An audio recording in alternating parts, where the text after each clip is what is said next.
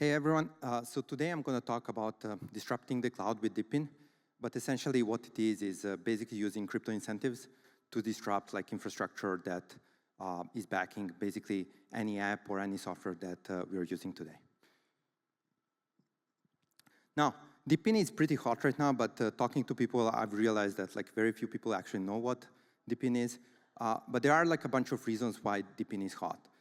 By the way, this reason's been around for probably 3 years, but it takes some time for this to compound and to actually get to a point where these are relevant enough for society to actually solve them.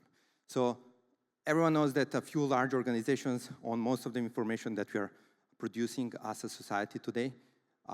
We also know that most of the infrastructure is basically not equally accessible. So if you're based in a country that is not inside like some Western influence, like super hard for you to actually access any kind of computing. And usually, even though you can, you would be like bottlenecked by some quotas. So if you want 5 GPUs, maybe it's fine. But as soon as you start like asking for 100 GPUs, even though you have the financial means to actually pay for it, you don't actually get these quotas super easily.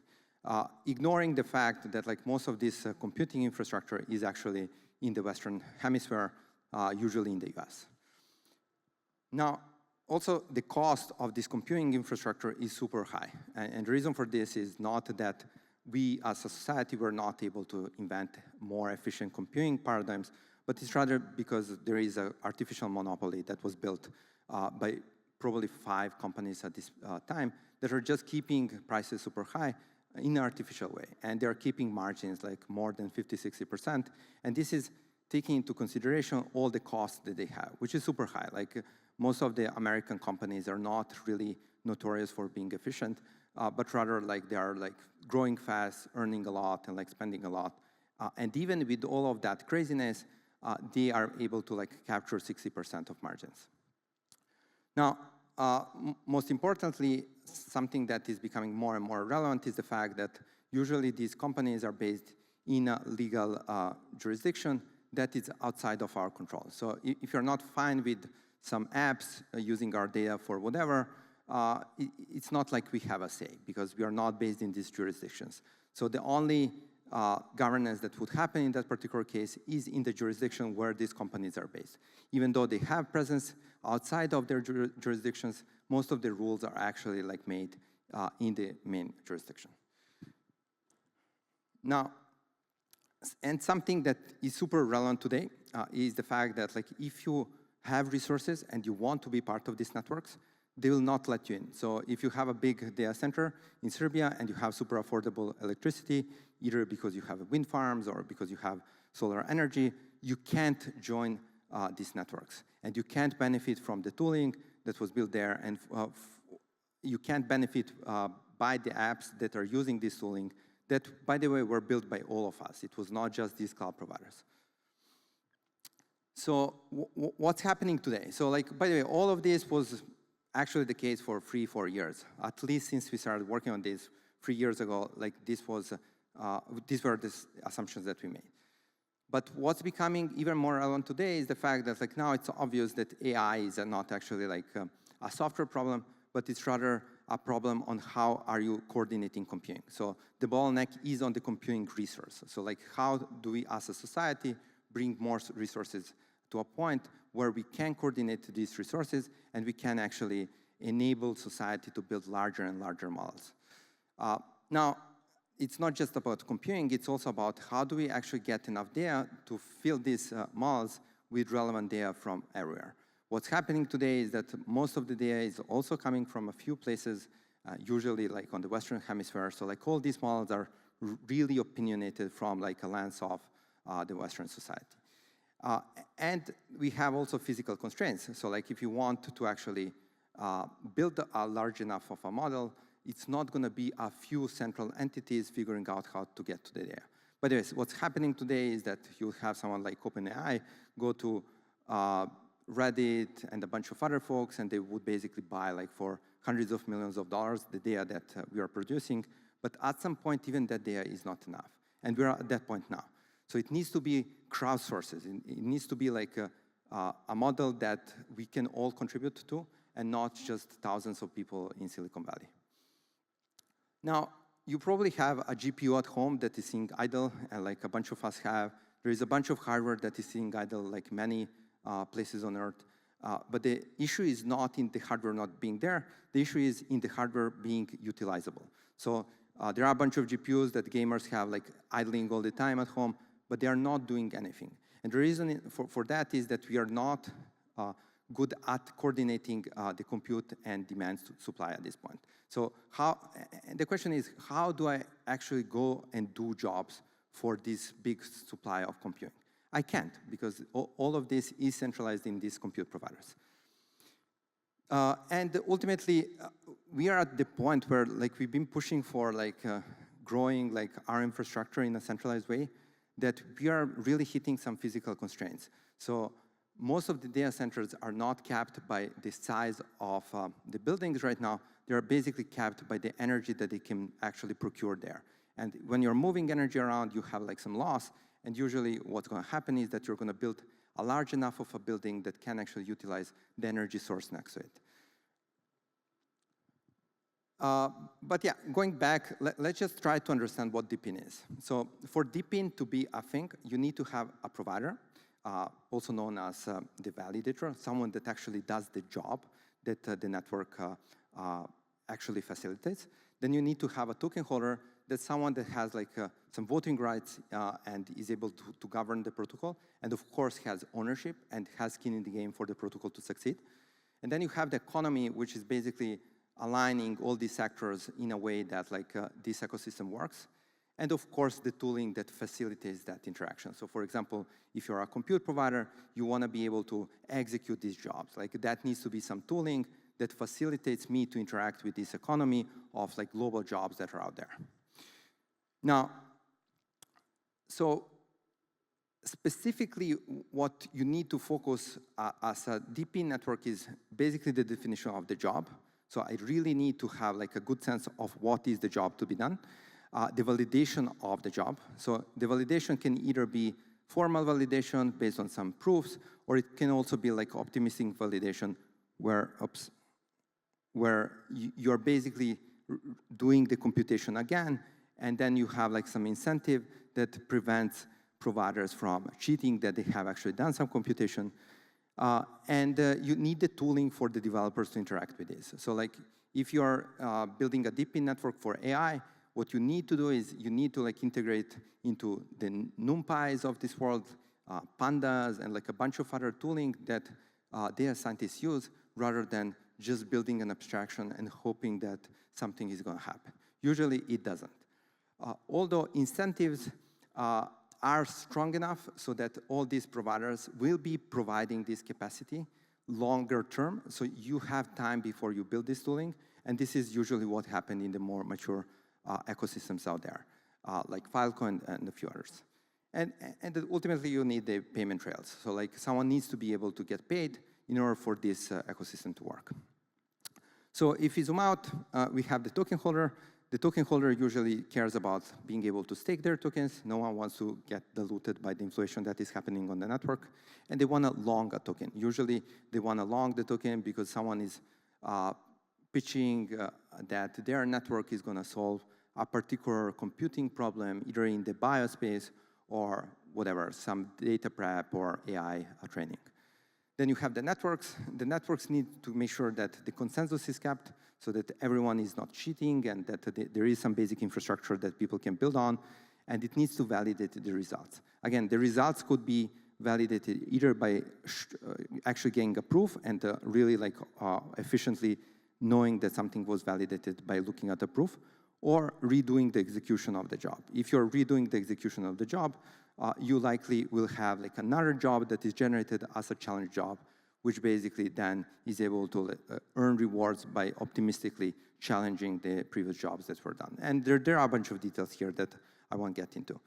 And of course, the network needs to generate the rewards. Usually this is coming from some inflation, because ultimately, like the network, in order to function, it needs the providers, so it needs this compute capacity, and for this, like some rewards need to be there. And then we have the workers. which are just getting jobs, executing jobs, and getting paid for executing these jobs. The motivation for each of them, of course, the token holder just long and get yields. And for the compute providers, they would want to get like something that is as a plug and earn model, where like I have these GPUs or I have these CPUs or a bunch of storage, and I basically just run one thing, and I'm part of this global network of resources. Yeah, but ultimately the goal is to gain that sense of, okay, there is this compute demand, which we all know that exists there, but how do I get to interact with this demand? How do I actually execute these jobs and I'm able to earn on that? Some of the thriving compute networks out there are Jensen, Aleo, Fluence, Lipeer, Render, and Filecoin. And these networks been around for a while. So Lipeer was there like before the previous bull market, survived the bear market somehow. Render as well. Filecoin was one of the largest ICOs and is still the largest dePIN network today. And Fluence recently launched with their Wasm executables. These are super cool, but the fact is that these are solving particular problems, which some of them were already solved by the cloud. So for example, Lambdas, ML training or inference, video encoding and rendering. Of course, there are like particular cases like Aleo where they are doing snark generation, but most of them are focused on products that were there for a while. And the thing is that there are many more products than what we can see on this screen. And the fact is that we have very few dePIN networks today, even though like the hype is super big. And the reason for that is that building dePIN networks is super hard. You need to worry about bootstrapping a network of providers. This alone is a multi-year endeavor. So like you need to like imagine how do you get from getting like a few providers that are mining your thing to getting tens of thousands of providers that are able to allocate resources for a relatively long period of time for you to get to a point where there is some utility that these providers are building. This alone requires you hundreds of millions of dollars of incentives. And I went through this, like working at Protocol Labs and bootstrapping Filecoin. It took us billions of dollars of incentives because it was the first network out there to try to actually do dePIN. And it's hard. First, because you'll probably be wrong, so you don't know what the price of your token is going to be before you launch. And when you launch, all the parameters are basically based on that price. You'd think that you'd have like some economical balance, but usually that's not the case. So what you get is either like it's too hard to participate in these networks, or the rewards that providers are getting are too high, which might seem good, but ultimately you'll always get to a balance. And like if the rewards are too high, what's going to happen is that the token is going to just drop because you're paying someone like probably 50 times more or 100 times more than what that something is actually worth, which is fine in the bootstrapping phase, but it's super hard to survive this period, especially in an environment that is not bullish.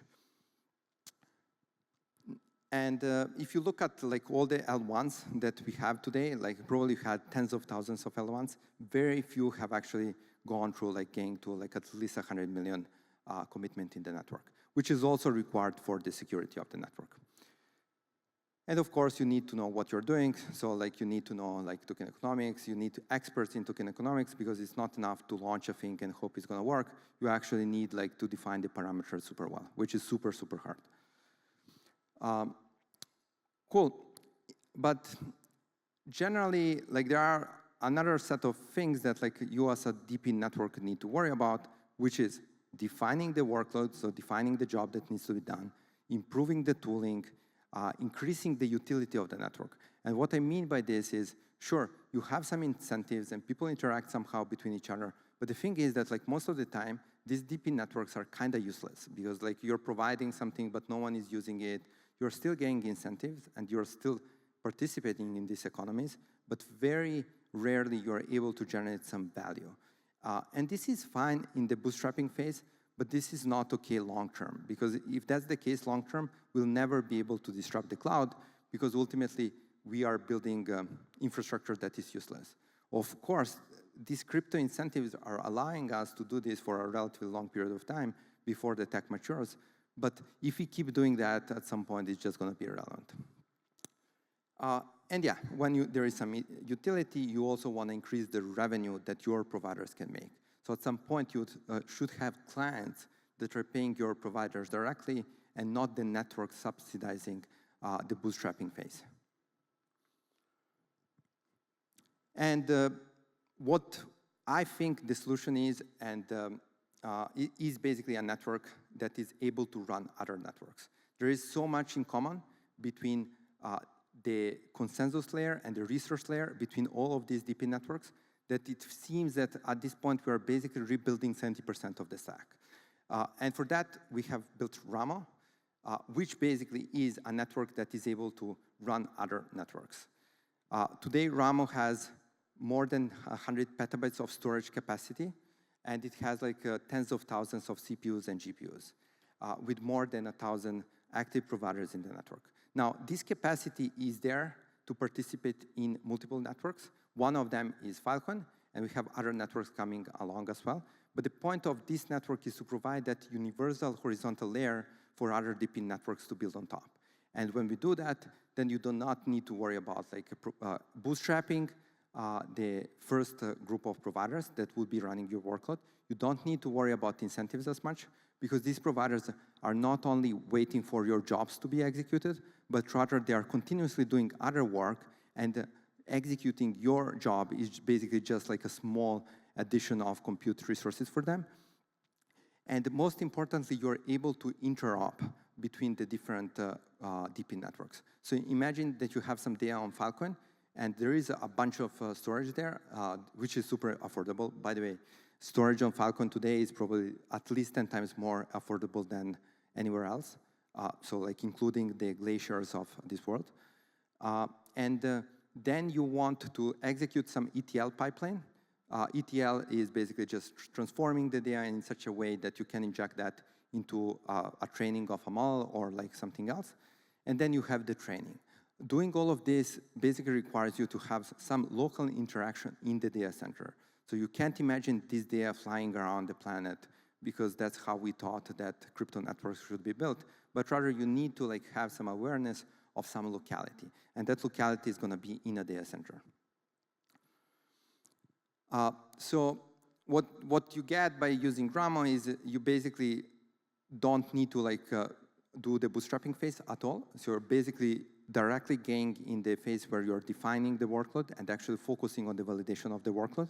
So all the crypto complexity, like building a network and doing the consensus and everything else, is basically not your problem anymore.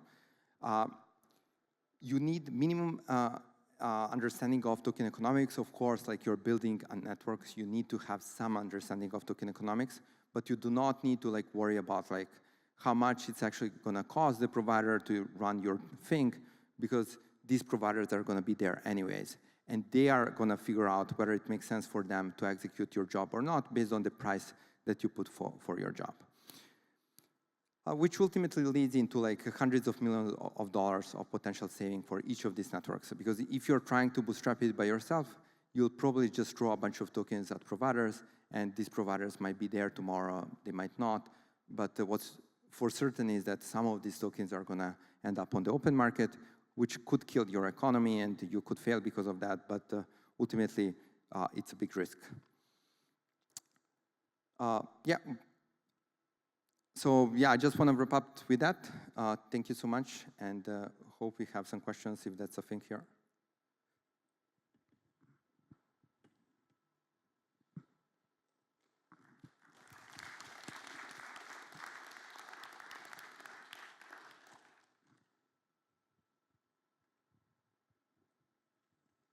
Cool. Thank you so much.